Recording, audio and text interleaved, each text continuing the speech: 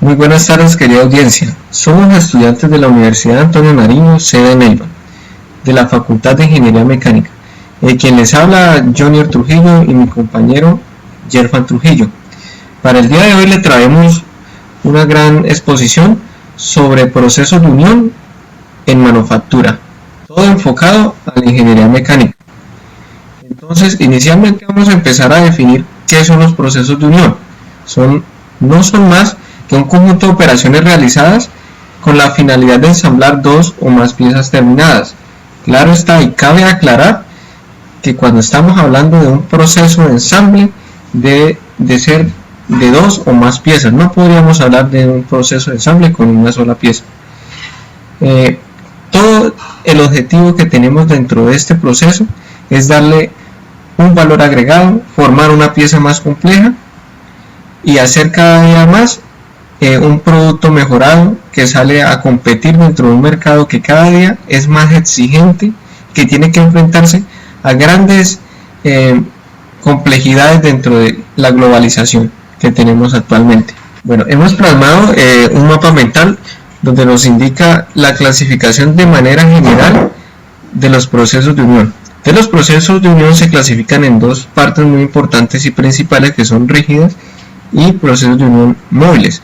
Las rígidas están clasificadas en fijas o desmontables, y que las fijas se subdividen en fijas, en soldadas y en clavadas. Las desmontables en atornilladas, chaveteadas o con pasador. Las móviles existen giratorias, deslizantes y flexibles, ¿no? Esto es de clasificación de manera general, que posteriormente vamos a explicar de manera detallada. ¿En qué consiste el proceso de unión desmontables? Entonces, o para qué nos sirven. El proceso de unión cuya clasificación son desmontables, entonces son muy utilizadas actualmente en todos los procesos de manufactura que en su mayoría conocemos, porque nos permiten separar las piezas con facilidad sin romper el medio de unión ni tampoco dañar las piezas que hemos ensamblado allí. Dentro de las más destacadas que tenemos son las atornilladas, las chaveteadas y con pasadores. Esto lo encontramos en la industria automotriz, en la industria minera, y es tan así su utilización que podemos ir a la manera micro, que también en los procesos de unión en la parte electrónica también se utilizan. Las fijas o no desmontables se realizan con piezas cuyo desmontaje no se prevé durante la vida útil de la máquina o estructura. En otros casos, por seguridad o exigencia de diseño, por la separación de piezas, necesitamos romper el elemento de unión.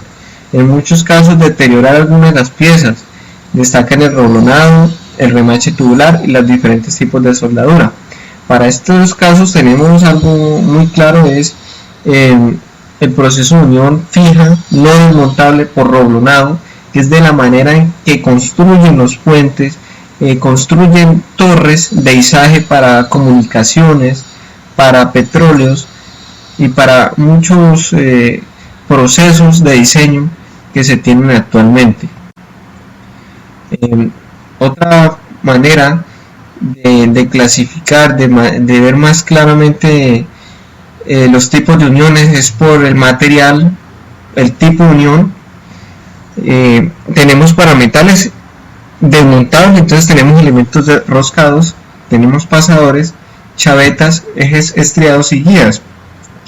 Y en metales con unión fija tenemos remaches, roblones, que ya les hablaba anteriormente, piezas ajustadas a presión, soldadura y adhesivos. En plásticos tenemos desmontable, elementos roscados. En unión fija, adhesivos. En la madera desmontable tenemos roscados y en unión fija, clavo y adhesivos. En los textiles desmontables tenemos los botones, los ojales, las cremalleras, tiras de velero, corchetes. Y unión fija tenemos costura y nuevamente tenemos ahí presente los adhesivos. Para cerámicos solamente tenemos el tipo de unión roscados y en unión fija con adhesivos. En pétreos, ya lo que nos conviene en la parte de industria petroquímica o petrolera, no tenemos uniones desmontables, tenemos adhesivos y cementos. Para las uniones rígidas, este tipo de unión es imposible separar sin producir una rotura en alguno de ellos. Siempre se va a causar un daño que es difícil reparar, un daño que es evidente que se le va a causar una pieza y que posiblemente no se prevé durante toda la vida útil del montaje que se va a realizar. Entre las más comunes encontramos uniones soldadas, remachadas, ajuste a presión y tenemos adhesivos. Los remaches y roblones no es más que una varilla cilíndrica con un cabezal en un extremo. Sirve para unir chapas y en el momento de hacer el montaje es crear una cabeza al otro extremo de esa varilla cilíndrica por medio de presión o golpe. Estos roblones o remaches se pueden fabricar de acero de bajo contenido de carbono o con materiales dúctiles como el aluminio. Eso dependiendo pues la utilidad que uno le vaya a dar a ese tipo de unión. En la industria aeronáutica es muy conocida la aplicación para fijar chapas estructurales. Como pueden notar, y durante toda la historia de la aeronáutica se han utilizado remaches. Básicamente su composición es de aluminio para unir todas las piezas de una aeronave, y esto ha demostrado gran fiabilidad durante este proceso, ya que son pocos los accidentes registrados por falla de un tipo de esta unión. Es importante demostrar que los remaches tipo roblón pues es una varilla, ¿no?, de diámetro superior a 10 milímetros, y en este caso ese proceso se debe de realizar en caliente, en trabajo en caliente. Acá vamos a presentar un video. Esto es el ensamble de un puente en los Estados Unidos, precisamente en Washington Country. Esto es octubre del 2010.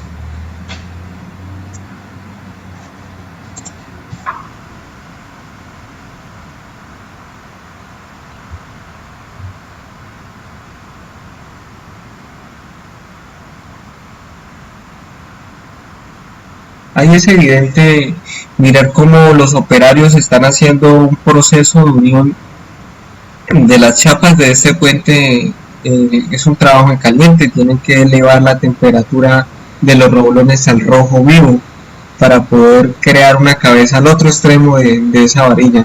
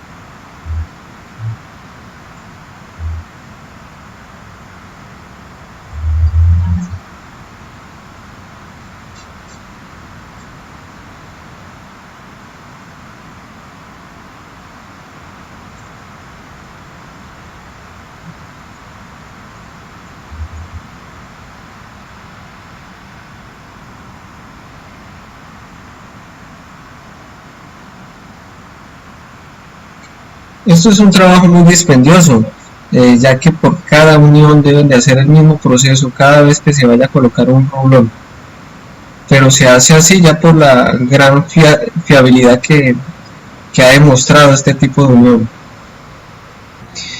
Entonces la unión por ajuste de presión o aprieto, que también es muy conocida, consiste en introducir un eje más grande dentro de un agujero o un barreno, o es que un barreno es también conocido como una perforación. La característica principal de este tipo de unión es que impide el movimiento entre ambas piezas. También es importante tener en cuenta que para realizar el tipo de unión se necesita calentar la pieza para que dilate y así pueda o permita ingresar un objeto de un mayor diámetro. Un ejemplo de ello es cómo se ensambla un bolón dentro de una biela o para ajustes de poca diferencia de diámetro. Tenemos también un video demostrativo de cómo se hace el proceso de unión a presión.